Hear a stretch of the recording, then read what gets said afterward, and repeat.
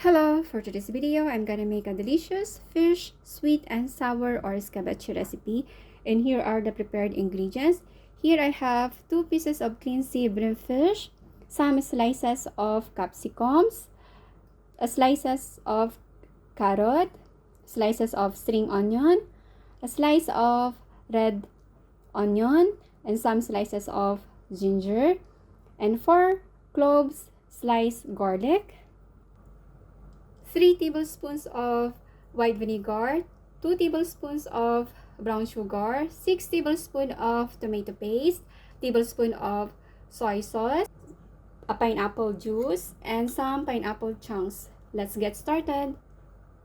And now, let's season our fish. Let's put a teaspoon of salt, a half teaspoon of garlic powder, a half teaspoon of onion powder, and a half teaspoon of black pepper. And now let's mix it well. Let's distribute all our ingredients.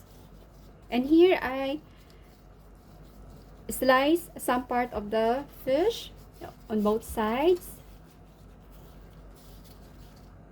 Be sure that we distribute all the ingredients all over the fish.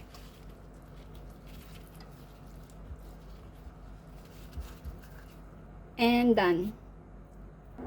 In our ready heated oil, let's fry our seasoned fish.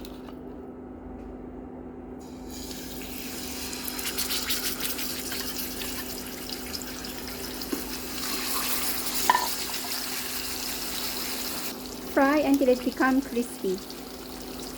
And now let's turn it on the other side.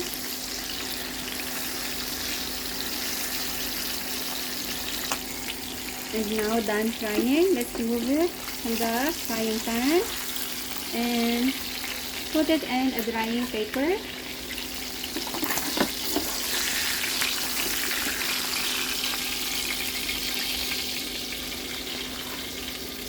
Become crispy and set aside. In separated pan, let's add cooking oil.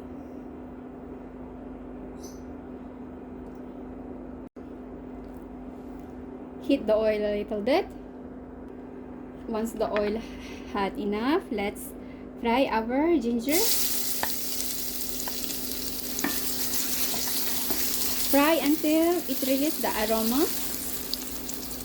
Once you smell the aroma, let's add and fry our sliced garlic.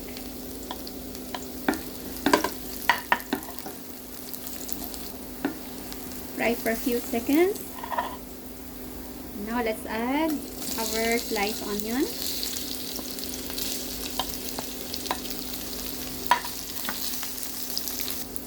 Fry for a few seconds.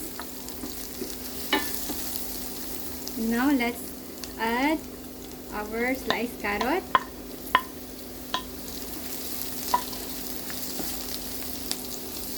Fry for about 1 minute. And after 1 minute, let's fry our sliced bell peppers.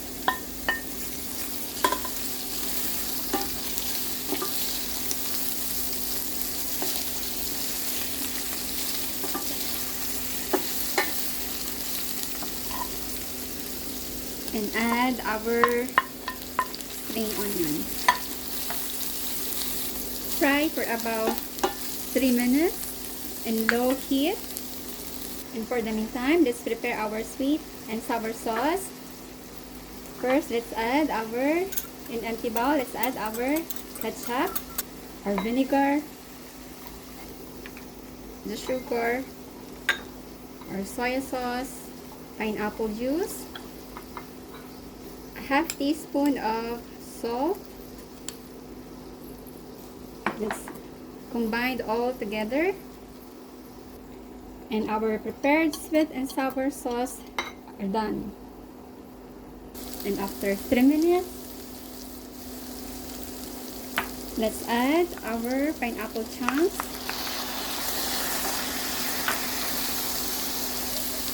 and add our prepared sweet and sour sauce. Now let's taste to adjust the salt.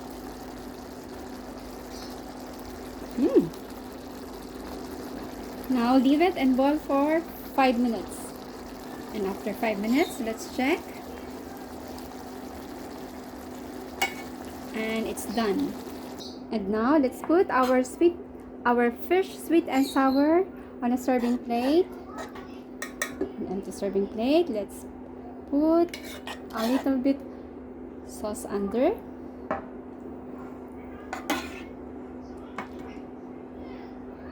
Now let's add our fried fish.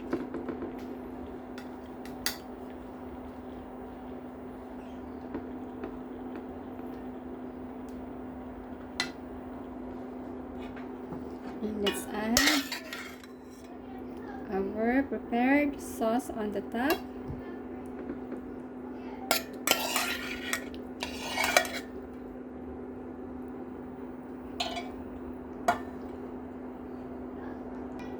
And let's garnish it with sliced spring onion.